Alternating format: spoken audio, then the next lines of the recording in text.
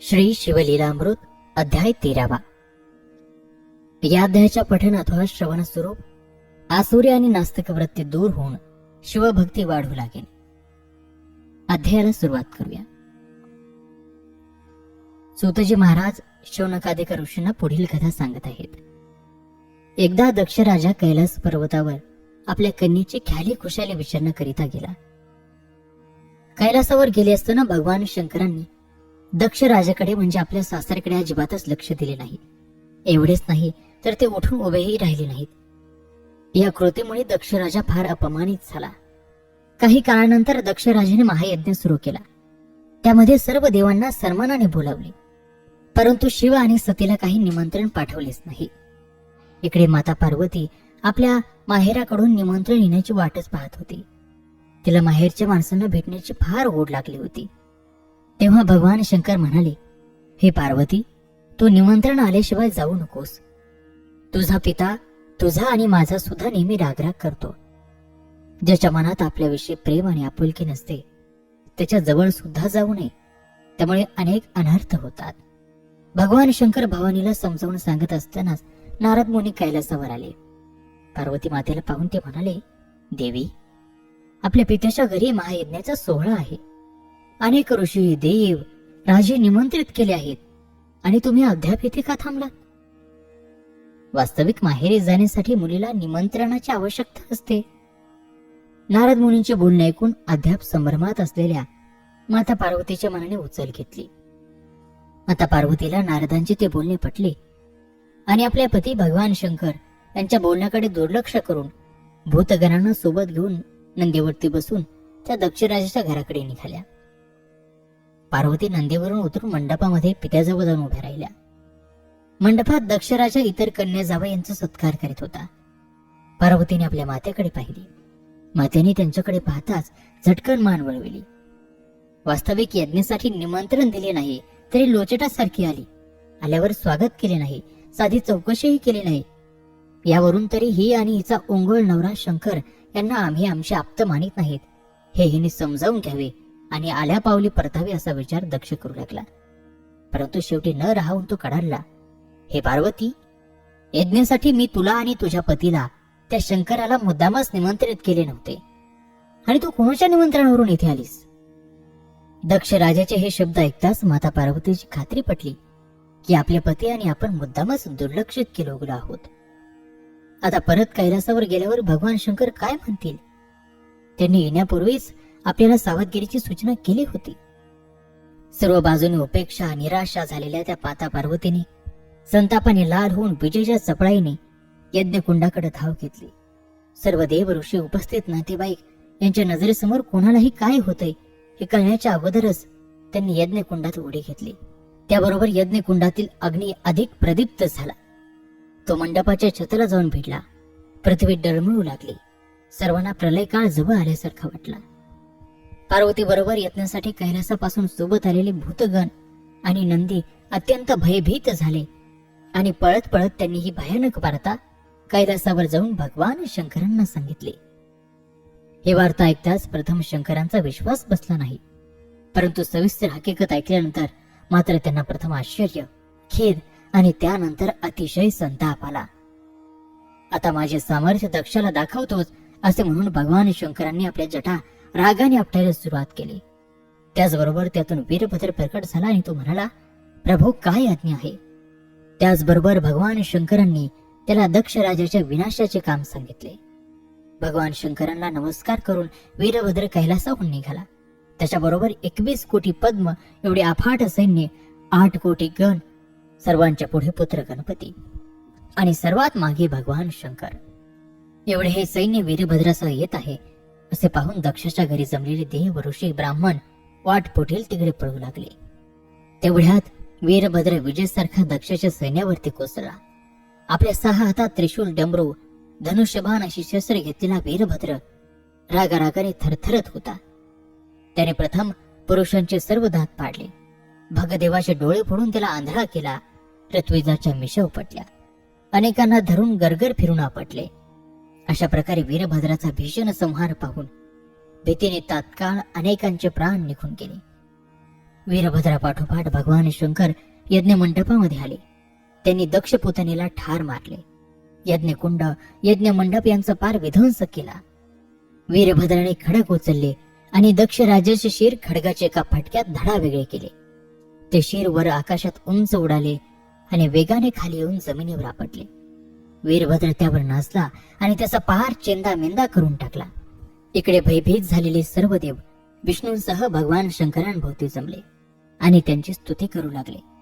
त्यांनी भगवान शंकरांना विनंती केली, प्रभू, दक्ष अपराधी आहे, पण तो शेवटी आपला सासरा आहे. त्याच्या अपराधाबद्दल त्याला क्षमा करा आणि त्याला पुन्हा जिवंत करा.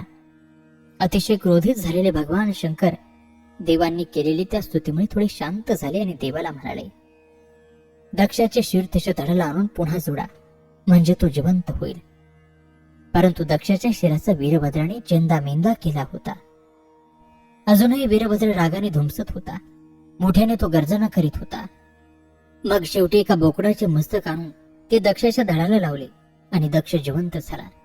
परंतु तो आता शिवभक्त झाला. शिवनामस्मरण, शिवपूजा आणि शिवव्रत करू लागला. भगवान शंकरही भवानीच्या विरहाने उद्विग्न होऊन तीर्थयात्रेला निघून गेले. 12 वर्षे ते विविध तीर्थांच्या स्थानी जाऊन आले. शेवटी भगवान शंकरांनी 1000 वर्ष खडतर तप केले. माता पार्वतीनेही यज्ञकुंडामध्ये उडी टाकून आपला नश्वर देह नष्ट करून तो जन्म संपवून टाकला. पुढे माता पार्वतीने नवा जन्म घेतला, तो हिमालयाच्या पोटी. तिला मैनाक पर्वत नावाचा भाऊही होता. अशी ती आदिमाया हिमालयाची प्रिय कन्या म्हणून जन्माला आली. एकदा नंदीवरती बसून भगवान शंकर हिमालयामध्ये आले. तेव्हा त्यांच्या दर्शनासाठी पर्वतराज हिमालय तेथे आला. त्याच्याबरोबर त्यांची कन्या पार्वतीही आली. भगवान शंकरांचे दर्शन घेऊन हिमालयाने शिवस्तुतीला प्रारंभ केला. ते ऐकून पार्वती पित्यासह तल्लीन होऊन शिवभजन करू लागली. आपल्या 60,000 लावण्यवान तरुण सख्यांसह भगवान शंकरांची मनापासून सेवा करू लागली. ज्या स्थानी भगवान शंकर ध्यानस्थ बसलेले असत तिथे जाऊन ते त्यांची विविध प्रकारे सेवा करीत. तारकासुराचे 3 पुत्र तारकाक्ष, विद्युन्माली आणि कमललोचन हे तिघेही भगवान शंकरांना प्रसन्न करून घेण्यासाठी घोर तप करीत होते. 1000 कमळे घेऊन ते रोज तिघेजण शंकरांची पूजा करीत. एके दिवशी त्या 1000 कमळात चुकून 1 कमळ कमी आले. तेव्हा त्यांनी तीक्ष्ण हत्याराने आपली मस्तके तोडून भगवान शंकरांना ती वाहिली. त्या क्षणी भगवान शंकर प्रसन्न झाले आणि त्या 3ही असुरपुत्रांना जिवंत करून ते मागतील ती वरदाने दिली. त्या वराने ते तारक पुत्र फार उन्मत्त झाले. त्यांच्या उन्मत्तपणाला कंटाळून सर्वजण भगवान शंकरांकडे गेले. भगवान विष्णूंनी पृथ्वीवरील त्या दैत्यपुत्रांनी घातलेला नंगानाच कथन केला. ते ऐकून भगवान शंकर म्हणाले की मी आता त्या दैत्यांचा नाश करतो, परंतु या कामासाठी मला एक उत्तम रथ पाहिजे. मी त्या त्रिपुरासुरालाही मारेन. तेव्हा भगवान विष्णूंनी आणि इतर देवांनी भगवान शंकरांना पाहिजे तसा रथ तयार करून दिला. तो पृथ्वीचा रथ होता. त्याला सूर्यचंद्राशी चाके होते. उत्तुंग मंदार गिरी हा ध्वज होता. 4 पुरुषार्थाचे रथाचे मजबूत स्तंभ होते. 4 वेद हे घोडे होते. शास्त्रांचे दोर, पुराणांचे तटबंध, उपपुराणांचे टोकदार खेळ, कनकाद्रीचे धनुष्य, भोगींद्र धनुष्याची दोरी आणि वैकुंठाचा सुकुमार असा तीक्ष्ण बाण करून असा सुंदर रथ त्यांनी तयार करून दिला. तो रथ घेऊन भगवान शंकर युद्धासाठी सज्ज झाले. राक्षसांबरोबर घनघोर युद्ध सुरू झाले. अनेक राक्षसांचा नाश झाला. त्याचबरोबर भगवान शंकरांनी आपल्या दिव्य धनुष्यावर अत्यंत प्रभावी असा विष्णुबाण जोडला. त्यावरती पार्श्वपद अस्त्राची स्थापना केली आणि आपला तृतीय नेत्र उघडून त्या अमोघ बाणाने तारकासुराच्या 3ही पुत्रांना जाळून भस्म करून टाकले. आपल्या पुत्राचा अशा रीतीने वध झालेला पाहून दुःखाने क्रोधित झालेल्या तारकासुराने चंद्र, सूर्य, भागीरथी, गंगा, देवांच्या पट्ट राण्या सर्वांना पकडून नेले आणि त्यांना दासीकामे करायला लावली. स्वर्गामध्ये ब्रह्मा, विष्णू आणि इंद्र एकत्र जमून या संकटावर काय उपाय करावा या संबंधी विचार करू लागली. परंतु या उन्मत्त तारकासुराचा मृत्यू भगवान शंकरांच्या पुत्राच्या हातून होणार असे भविष्य असल्यामुळे प्रथम शिव आणि उमेचा विवाह होणे अगत्याचे होते.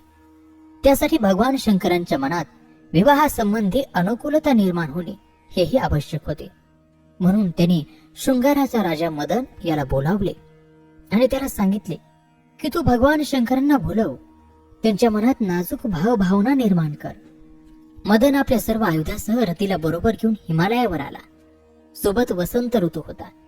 त्याने सर्व वन उत्तम मोहक सुगंधी फुलांनी शृंगारले. पाखरेही मंजूळ आवाजात किलबिलाट करू लागले. शंकरांच्या ध्यानात त्यामुळे व्यत्यय येऊ लागला. नंदी त्यांना दूर हाकलवू लागला. त्यावेळी शंकरांच्या मनात तो गुप्तपणे शिरला. ध्यानस्थ शंकरांनी ध्यानात कोण व्यत्यय आणत आहे म्हणून रागाने डोळे उघडून पाहिले तर समोर मदन उभा. त्याला बघताच शंकरांनी तृतीय नेत्र उघडला आणि मदन तिथल्या तिथे जाळून टाकला. तो दिवस फाल्गुन पौर्णिमेचा होता. भगवान शंकरांच्या भोवती शवदूत होते. ते मोठ्या मोठ्याने बोंबा मारीत अत्यंत अश्लील शब्द उच्चारित मदनाची टिंगल करू लागले. त्या दिवसापासून फाल्गुन पौर्णिमेला होळी पेटून बोंब मारावी अशी शंकरांनी सर्वांना आज्ञा केली. मदन जळून गेलेला पाहून दुःखाने रती शोक करू लागली. तिने भगवान शंकरांचे पाय धरून मदनाने केलेल्या अपराधाची क्षमा याचना केली. त्याला जिवंत करण्याची विनंती केली. तेव्हा भगवान शंकराने तिला अभय देत म्हटले, कृष्ण अवतारामध्ये तुझा पती रुक्मिणीच्या पोटी पुन्हा कृष्णपुत्राच्या रूपाने जन्माला येईल. तू तोपर्यंत तपश्चर्या करून त्याच्या पापाचे क्षालन कर. असे सांगून भगवान शंकर कैलास पर्वतावर निघून गेले. इकडे हिमालय कन्या पार्वती भगवान शंकर पती म्हणून प्राप्त व्हावेत म्हणून कडक व्रताने अनुष्ठान करत होते. सप्त ऋषींनीही पार्वतीची इच्छा पूर्ण करा म्हणून भगवान शंकरांना विनंती केली. धर्मशास्त्राप्रमाणे मग सप्त ऋषींना भगवान शंकरांनी हिमालयाकडे रीतसर पाठवले. सप्त ऋषींनी मन्मथ संवत्सरातील मदनाचा परिपूर्ण शृंगार सर्व सृष्टी उत्तम प्रकारे प्रकट करणाऱ्या चैत्र मासात शुद्ध अष्टमीला शिव पार्वतीचा विवाह व्हावा असे हिमालयाला सांगितले आणि ते घरी आले. शिव पार्वतीच्या विवाहाची तयारी सुरू झाली. सर्व देवांना अगत्यपूर्वक आमंत्रण आले. या विवाहासाठी 10,000 मैल लांबीचा भव्य दिव्य असा मंडप घातला होता. देवक बसले हिमालय वराला विवाह मंडपामध्ये घेऊन जाण्यासाठी आले. अष्टमहासिद्धी या मंगल कार्यालयामध्ये स्वतः राबत होत्या. विवाह कार्यात काहीही उणे राहिले नव्हते. वराला मिरवणुकीमध्ये थाटामाटाने मिरवीत मंडपामध्ये नेले. मधुपर्क वगैरे सर्व विधी हिमालयाने केले. विवाहाची वेळ जवळ आली. नवरदेव भगवान शंकरांच्या समोर अंतरपाठ धरला आणि त्या लावण्यवती तेजस्वी नवरीला पार्वतीला पाटावर आणून उभी केली. स्वतः बृहस्पती या लग्नामध्ये मंगलाष्टके म्हणत होते. संपूर्ण लग्नविधी अगदी व्यवस्थित पार पडला. सप्तपदी झाली. भगवान शंकर आणि माता पार्वतीचा हा दिव्य अलौकिक लग्न सोहळा 4 दिवस चालला. अतिशय चांगले आणि मौल्यवान रत्न आभूषण देऊन हिमालयाने सर्व देवतांना संतुष्ट केले. मग नवपरिणीत वधूला म्हणजे माता पार्वतीला घेऊन भगवान शंकर आपल्या कैलासावर निघून गेले. एकदा शिव भवानी दोघे एकांतात होते. ऋषी आणि देव कोणालाच आत प्रवेश मिळत नव्हता. अशा अवस्थेत 4 युगे संपली. पण शंकरांचा वीर्यपात न झाल्यामुळे पार्वतीला पुत्र काही झाला नाही. मग देवांनी अग्नीला अतिथीचा वेश घेऊन भगवान शंकर पार्वतीच्या निवासस्थानी पाठवले. शंकर पार्वतीचे नवे त्यांनी हाक मारून भिक्षा मागितली. तेव्हा शंकरांनी पार्वतीला माझे वीर्य या अतिथीला भिक्षा म्हणून घाल अशी आज्ञा केली. माता पार्वतीने शंकरांच्या आज्ञेप्रमाणे त्यांचे ते अमोघ वीर्य आणून अग्नीला भिक्षा म्हणून दिले. अग्नीने हातातले वीर्य भिक्षा म्हणून स्वीकारून ते प्राशन केले. त्यामुळे त्यापासून अग्नी गरोदर झाला. त्याला या गर्भधारणेची फार लाज वाटू लागली. तो दूर अरण्यामध्ये जाऊन बसला. त्या अरण्यामधून गंगा नदी वाहत होती. गंगेच्या तीरावरती स्नान करून उन्हात अंग सुकीत बसलेल्या 6 ऋषीपत्नी तेथे त्या दिसल्या. अग्नीने आपल्या पोटातील गर्भ त्या 6 सुंदर स्त्रियांच्या उदरात गुपचूप घातला. त्याच क्षणी त्या गरोदर झाल्या. पतिसंग न करता झालेल्या गर्भधारणेची त्यांना फार लाज वाटली. 6 जणींनी तो पोटातील गर्भ गंगेच्या तीरावर गवतावर टाकून दिला. ते 6 जणींच्या पोटातील 6 गर्भाचे भाग एकत्र झाले आणि त्यापासून एक सुंदर बालक जन्माला आले. त्याला 6 मुखे होती, 12 हात होते. कार्तिक मासात कृतिका युगावर हा सुकुमार जन्माला आला म्हणून त्याचे नाव कार्तिकेय ठेवले. आणि अशा प्रकारे शिवपुत्र कार्तिकेयचा जन्म झाला. पूर्वी भगवान शंकरांनी देवांना सांगितल्याप्रमाणे देवांनी अपार सेनेचे सेनापतीपद छोट्या कार्तिक स्वामीला दिले आणि मग सर्वजण आपल्या सैन्यासह तारकासुरावर चालून गेले. तारकासुराच्या नगराला देवांच्या सैन्याने वेढा घातला. मग कार्तिक स्वामी यांनी तारकासूर यांच्यामध्ये युद्धाला सुरुवात झाली. तारकासुराने एकामागोमाग एक अशा प्रचंड बाणांचा वर्षाव सुरू केला. आपले मुख अकराळ विक्राळ करून कुमार कार्तिकेयाने तारकासुराचे सोडलेले सर्व बाण घेऊन टाकले. त्याचबरोबर तारकासुराने सोडलेल्या सर्व विनाश शक्तींचा कार्तिक स्वामीने विनाश करून टाकला. मयुरावर बसलेले कार्तिक स्वामी आता रुद्राप्रमाणे महाभयंकर दिसत होते. तारकासुराने अगदी शेवटी ब्रह्मास्त्र सोडले, मात्र तेही कुमारांनी गिळले. त्यामुळे तारकासुर निशस्त्र झाला. अतिशय चिडून त्याने रथाच्या खाली उडी टाकली आणि दोघांचे मल्लयुद्ध सुरू झाले. कुमाराने तारकासुराला पायाला धरून हवेमध्ये गरागरा फिरवले. दोघांचे मल्लयुद्ध 7 दिवस सुरू होते. तारकासुराला कार्तिक स्वामींनी डावपेचाने अगदी जर्जर करून सोडले आणि शेवटी आपल्या हातात तारकासुराचे दोन्ही पाय धरून कुमाराने त्याला खाली आपटला. त्या आघातासरशी तारकासुराचा प्राण निघून गेला. त्याचे शरीर निष्प्राण झाले. तारकासुर मरण पावल्याची वार्ता त्रिभुवनात पसरली. सगळीकडे आनंदी आनंद झाला. स्वर्गातून देवांनी कार्तिक स्वामींवर पुष्पवृष्टी केली. 7 वर्षाच्या कुमार कार्तिकेयाने इंद्राला विजय मिळवून दिला. इंद्राने तारकासुराचे नगर लुटले. देव स्त्रियांना तारकासुराच्या बंदीखान्यातून दासीकर्मातून मुक्त केले. त्यानंतर कार्तिक स्वामी वाराणसीला गेले. तेथे भगवान शिवांचे दर्शन घेतले. आपल्या मुलाचा हा पराक्रम पाहून शिव पार्वतींना अतिशय आनंद झाला. पुढे त्यांनी कार्तिकेयांची मुंज केली.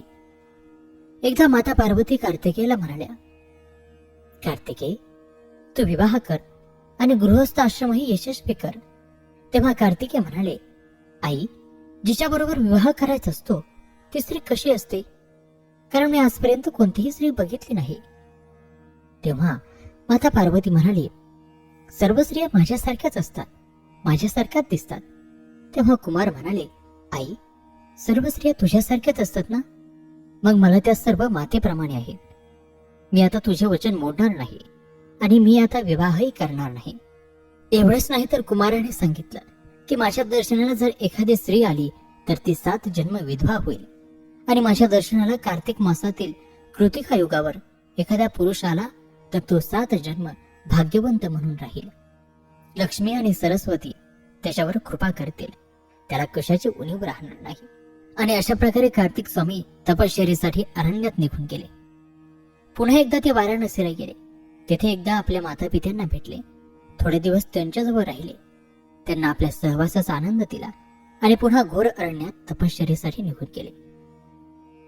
अशी ही शिवलीला अमृत ग्रंथातील 13व्या अध्यायातील कथा आहे. ही कथा आपल्याला कशी वाटली कमेंट करून नक्की सांगा. आणि हो, हा व्हिडिओ, ही कथा शेअरही करायला विसरू नका.